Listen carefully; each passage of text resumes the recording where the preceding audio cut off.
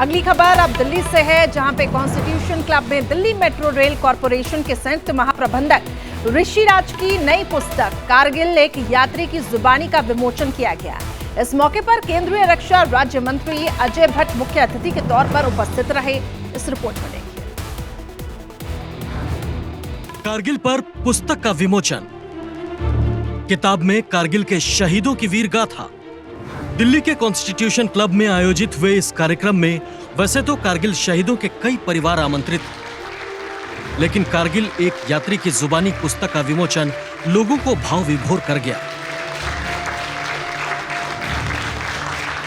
साल 2022 में कारगिल युद्ध के शहीदों को समर्पित इनकी पुस्तक कारगिल एक यात्री की जुबानी आई, जिसे दिल्ली मेट्रो रेल कॉरपोरेशन के संयुक्त महाप्रबंधक ऋषिराज ने लिखा है, जो खुद 2 बार कारगिल की रणभूमि में जाकर प्रमाण जुटा चुके हैं और कारगिल के शहीद सैनिकों के परिवार वालों से मिलकर बातचीत की है, जिसके चलते ये पुस्तक कारगिल पर लिखी अन्य पुस्तकों से अलग कहलाती है। कॉन्स्टिट्यूशन क्लब में पुस्तक विमोचन के दौरान कारगिल युद्ध के दौर की कई बातें की गई। आज हम सब एकत्रित यहाँ पर इसीलिए हुए हैं कि हमारे मन में कहीं ना कहीं भाव है, श्रद्धा है अपने शहीदों के प्रति, अपने देश में उन लोगों के प्रति जिन्होंने देश के लिए अपने प्राणों का बलिदान दे दिया। इस कार्यक्रम में मुख्य अतिथि केंद्रीय रक्षा राज्य मंत्री अजय भट्ट थे, जिन्होंने कारगिल में प्राण न्यौछावर करने वाले शहीदों के परिवारों को सम्मानित भी किया। वीर गाथाओं का साक्षात चित्रण जो यहाँ पर अभी हुआ है, वो दिल को हिला देता है और हिम्मत भर देता है और आदमी को जीने की राह देता है। अजय भट्ट ने कहा कि ये पुस्तक पूरी तरह कारगिल युद्ध की याद दिलाती है। जिन लोगों ने, हमारे वीर जवानों ने जो अपनी कुर्बानियां दी हैं, शहादत दी है, उनको याद करने का, उनको दिल से श्रद्धांजलि अर्पित करने का ये शुभ अवसर है। इस कार्यक्रम में शहीद कैप्टन विक्रम बत्रा की बहन नूतन बत्रा, शहीद कैप्टन विजयंत थापर के पिता VN Thapar, major general Ian Cardozo, सूबेदार योगेंद्र सिंह यादव भी मौजूद रहे।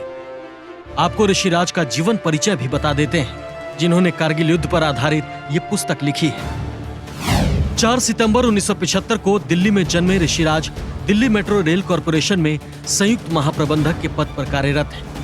ऋषिराज समूचे भारत के साथ साथ एशिया, अमेरिका, ऑस्ट्रेलिया और यूरोप के कुल 11 देशों का भ्रमण कर चुके हैं। इन यात्राओं से मिले अनुभव के आधार पर ऋषिराज कैलाश दर्शन कुछ यादें कुछ बातें से अपने लेखन की शुरुआत की। साल 2015 में उनकी पुस्तक अतुल्य भारत की खोज और फिर साल 2017 में देशभक्ति के पावन तीर्थ काफी लोकप्रिय रही।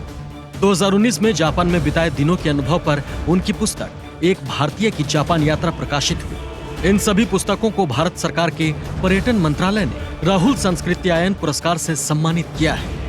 साल 2019 में लेखक ने एक नवीन विद्या से बच्चों को राष्ट्रीय महत्व की ऐतिहासिक घटनाओं से परिचित करवाने के लिए चित्रावली माध्यम को अपनाया।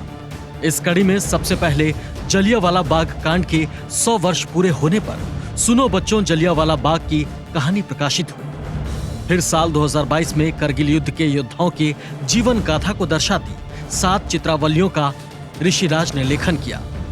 विद्यालयों में इन चित्रावलियों को काफी सराहना मिली है और अब इन सभी चित्रावलियों का अंग्रेजी संस्करण भी उपलब्ध कराया गया है।